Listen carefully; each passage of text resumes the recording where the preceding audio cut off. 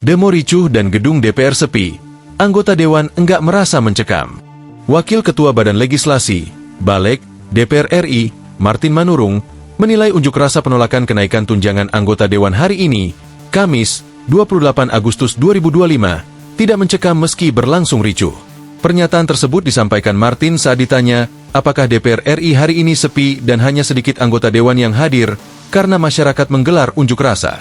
Saya sih nggak pernah ngerasa mencekam ya, ujar Martin saat ditemui di Kompleks Parlemen, Senayan, Jakarta, Kamis.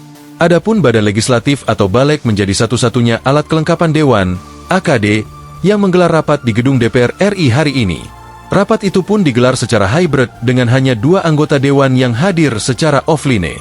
Menurut Martin, Balek berbeda dengan AKD lainnya yang menjalankan fungsi pengawasan dan terkadang meninjau ke lapangan. Mungkin biasanya kalau Kamis itu juga ada lokasi kunjungan lapangan.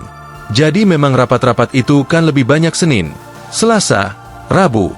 Dulu juga seperti itu, tutur Martin. Politikus Partai Nasdem itu menyebut gedung DPR RI sepi karena kebetulan agenda peninjauan lapangan bersamaan dengan unjuk rasa. Ya mungkin persamaan aja demonya pas hari Kamis. Kamisnya juga memang kita lagi banyak kunjungan lapangan, ujar Martin.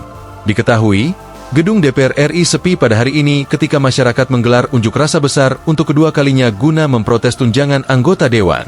Seperti unjuk rasa pada Senin, 25 Agustus 2025, kemarin, demonstrasi hari ini juga diwarnai dengan bentrokan.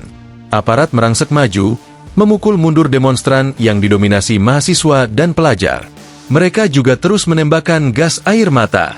Sementara itu, massa terus melawan aparat dengan bambu hingga batu. Download Tribun X sekarang, menghadirkan lokal menjadi Indonesia.